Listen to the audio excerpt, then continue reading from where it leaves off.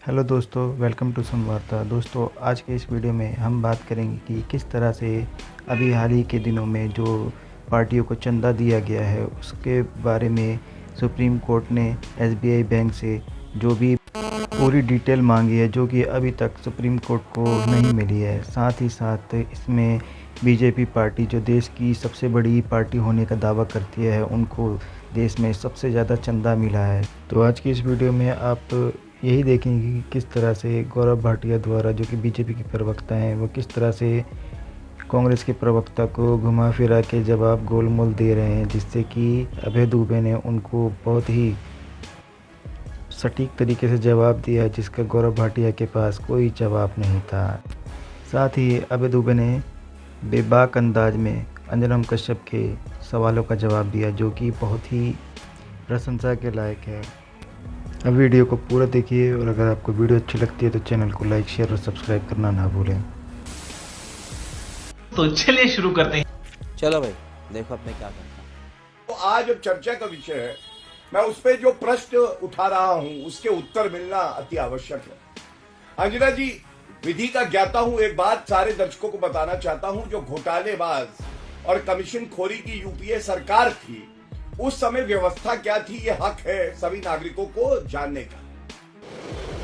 अच्छा, तो करते ये लोग क्या थे कि ये दिखाते थे कि 20,000 रुपए से कम का चंदा पार्टी में आया, और ये प्रावधान था कि 20,000 रुपए से कम का चंदा अगर कोई दे रहा है, नागरिक हो या संस्था हो या कंपनी हो, तो आपको उसका नाम भी नहीं बताना है। ठीक है, समझ गया। तो आज पहला सवाल यह है कि जो एक इलेक्ट्रल बॉन्ड स्कीम हमारी सरकार लेके आई, क्या वो जो पहले की व्यवस्था थी, जो पारदर्शिता थी ही नहीं और कमीशन खोरी होती थी और घूसखोरी होती थी, उससे बेहतर है या नहीं है? तो रुको जरा, सब्र करो, बोला धक्का बुक्की नहीं करने का, आराम से लेने का। हाँ, भारत के इतिहास का सबसे घृणित और सबसे काला कारनामा भारतीय जनता पार्टी की सरकार की सरपरस्ती में हुआ है।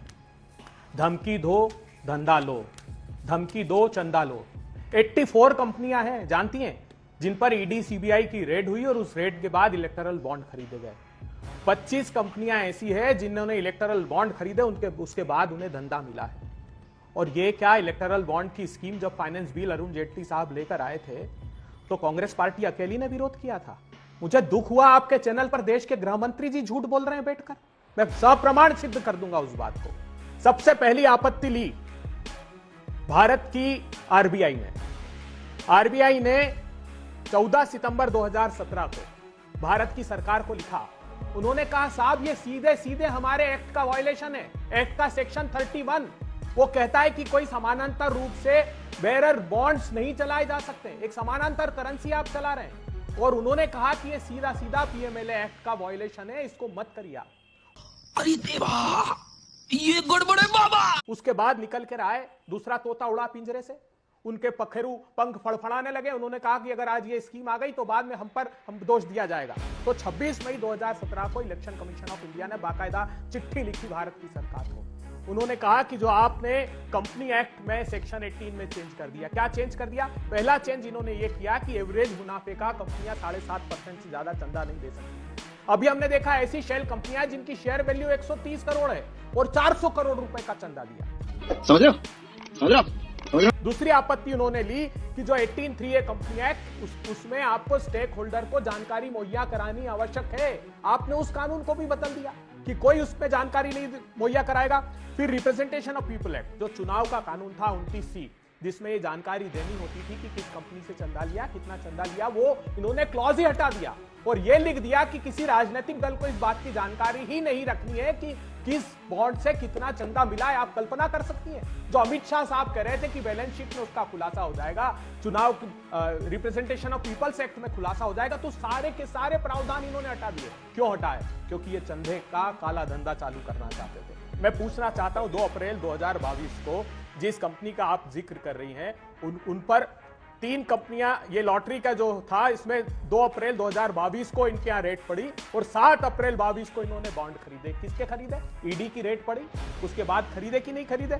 जो कलकत्ता मेट्रो डेयरी कंपनी थी, उसका स्टेक जिन 3 कंपनियों ने खरीदा, उन 3 कंपनियों ने ईडी ने कार्रवाई स्टार्ट की, उन्होंने अपना इलेक्टोरल बॉन्ड खरीदा। मदनलाल लिमिटेड, एमकेजे इंटरप्राइजेस, कैनबरी फूड स्पार्क, तीनों ये कंपनियां एक ही पते पर रजिस्टर्ड है। 573 करोड़ रुपए के बॉन्ड इन लोगों ने खरीदे। Chennai green woods, Yashoda super speciality hospital, Aurobindo pharma, Shirdi Sai electricals, Kalpataru developer, DFL, लंबी फहरिस्त है। क्या बात है सर, क्या बात है सर, क्या बात, ये बात है। तो ये संदेह इसलिए उत्पन्न होता है क्योंकि इन्होंने ये काले कारनामे किए। तीनों एक्ट में चेंज कर दिया। हम चिल्लाते रहे, राहुल गांधी से लेकर समूची कांग्रेस पार्टी अरुण जेटली साहब को प्रधानमंत्री जी से गुहार लगाती रही, और हम ही नहीं, आरबीआई और इलेक्शन कमीशन ऑफ इंडिया भी गुहार लगाता रहा कि ये काले कारनामे भविष्य में होंगे, मत करिए। लेकिन इनका इंटेंशन वेला फाइट था।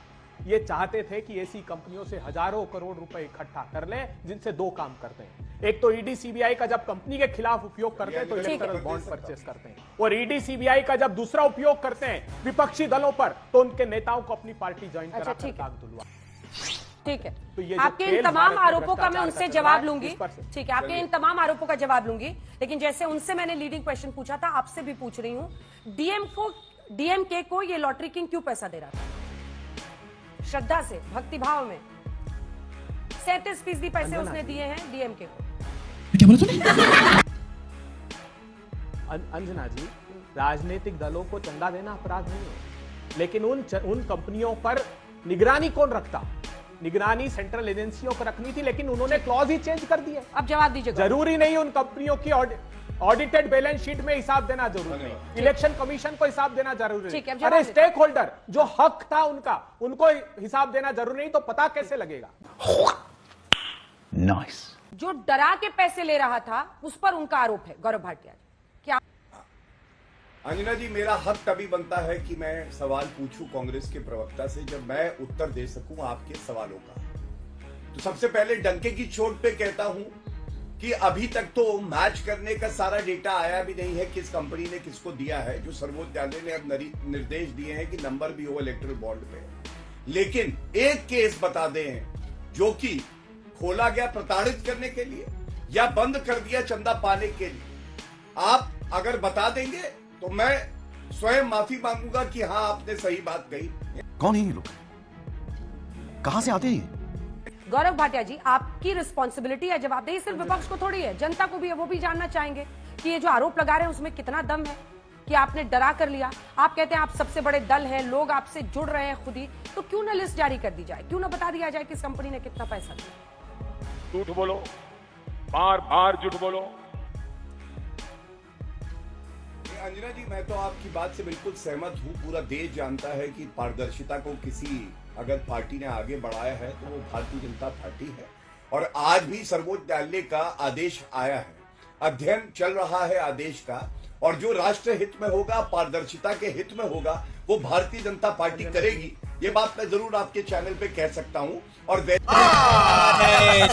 जी, प्रश्न आपसे इलेक्टोरल बॉन्ड्स पर, भयभीत तो आप भी दिख रहे हैं, वरना अगर डीएमके हिम्मत करके बता सकती है किसने कितने पैसे दिए तो आप भी बता दीजिए, क्योंकि आप कहते हैं कि कंपनियों का सबका ब्यौरा सामने करना, इसमें क्या डरने की बात है?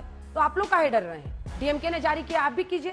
नैतिकता की धुरी पर ऐसी मिसाल कायम कीजिए कि बाकी सब थर्रा जाएं, लेकिन आप तो कर ही नहीं रहे हैं। अंजना जी, ये जो तोता तोता बार बार कह रहे हैं ना, गिद्ध हो गए ये, और प्रजातंत्र के वटवृक्ष पर काले कारनामों के साए मंडरा रहे हैं इनकी सत्ता की सरपरस्ती। 4 सवाल किए, एक आपने किया, 3 उन्होंने किए। इन्होंने कहा 2300 करोड़ रुपए कांग्रेस पार्टी ने अननोन सोर्सेस से। अरे जानते हैं 20,000 रुपए से जो कैश का डोनेशन कम था उसका रिकॉर्ड रखने की आवश्यकता नहीं थी, आपने भी नहीं रखा। इस बार भी जो हमने क्राउड फंडिंग की है, हमारे 90% जो डोनर है 100 रुपए से अंदर है। अंतिम पंक्ति में खड़े हुए लोग कांग्रेस पार्टी को, प्रजातंत्र को चलाने के लिए पैसा देते थे। किसने संशोधन कर दिया? हमने तो कंपनी एक्ट में यह प्रोविजन किया था कि 3 साल के एवरेज मुनाफे का 7.5% से ज्यादा चंदा नहीं दिया जा सकता। आपने उसमें एक लिमिट ही हटा दी, और जिनकी 130 करोड़ रुपए की शेयर वैल्यू, वो 400 करोड़ चंदा दे रहे हैं। तो ये लूट कौन कर रहा है? आप कर रहे हैं कि हम कर रहे हैं? यूनिक कोड छुपाए किसने दिए? नहीं, किसने दिए? आपकी एसबीआई ने। 30 जून का वक्त किसने मांगा? उसमें इतना साहस है क्या? जब तक मोदी सरकार इशारा नहीं करे। आप चाहते थे कि सर्वोच्च अदालत के माध्यम से देश के लोगों को यह बात नहीं पता लगे, देश के लोग ये नहीं जान पाए कि ये काले कारनामे करने वाली कंपनी, या जिनको छापा डाला आपने दबाव बनाकर 8,000 करोड़ रुपए का, 70 साल में किसी राजनीतिक दल ने नहीं किया जो आपने 7 सालों में ये काला धन इकट्ठा कर दिया। यही नहीं, अभी और सुनिए। प्रधानमंत्री कहते थे विदेशों से काला धन लाऊंगा और सबको बताऊंगा। वो एसबीआई के से जो काला धन बटोरा है उसको बताने में डर रहे हैं। तो भयभीत तो ये है अंजना जी, हम तो निर्भीक है। हमने उस कानून का भी विरोध किया था। जहां तक जानकारी की बात सुनिए ना, जानकारी की बात है तो जो इलेक्टोरल बॉन्ड दिए जाते हैं राजनीतिक दलों को, सुन लीजिए, आरबीआई ने यह कहा था कि आप इसको फिजिकल फॉर्म में मत रखिए क्योंकि कोई यूनिक कोड उन बॉन्ड्स पर नहीं होता है, कोई ऐसा उस पर लिखा हुआ नहीं होता है कि किस कंपनी का डोनेशन, वो राजनीतिक दलों को दिया जाता है। ये चुप है। एक बात सुन लीजिए, और ये जानकारी सिर्फ झूठ मत बोलिए, आपके बीच में नहीं बोला, ये जानकारी अगर है तो वो मोदी सरकार को है। ये जानकारी है, अगर ये जानकारी है तो मोदी सरकार को, मोदी जी को है, और अगर दूसरे किसी के पास है तो वो एसबीआई के पास है। एसबीआई के कर्मचारियों के पास भी नहीं है। इतने कॉन्फिडेंशियलिटी क्लॉज आपने डाल दिए, इसीलिए तो वो यूनिक कोड देने से डर रहे हैं। मैं दावा करता हूं किसी राजनीतिक दल के पास वो सूची नहीं है क्योंकि एक्ट को ही अमेंड कर दिया इन्होंने। सेक्शन 29A जो आरपी एक्ट था जिसमें जानकारी की बाध्यता थी, या अभय जी, मैंने एक सिंपल सवाल आपसे पूछा था सर, सिंपल सवाल पूछा था।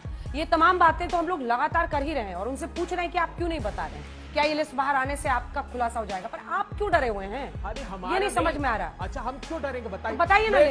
अंजना जी, सीधा सा सवाल, हाँ। 1 मिनट, सीधा सा सवाल है, मोदी जी ने यूनिक कोड नंबर क्यों नहीं दिलवाए सुप्रीम कोर्ट में? हम तो 10 दिन में आइडेंटिफाई कर देते मैच करके। किसी राजनीतिक दल के पास कंपनी वाइज जानकारी नहीं है। मैं फिर कहता हूं, 1-2 केसेस में कंपनी ने जिनको इन्फॉर्म कर दिया राजनीतिक दल को कि हम चंदा दे रहे हैं, उनके पास जानकारी है। मैं चुनौती देता हूं, आज कर दे जा रही है। हम 10 दिन में कांग्रेस पार्टी दायित्व लेती कि उन नंबरों को मैच कर देंगे जिनको जून तक का ये वक्त मांग रहे थे, और दूध का दूध, पानी का पानी हो जाएगा। मजा आया, और मैं ये जो मजा है हिंदुस्तान के हर व्यक्ति को देना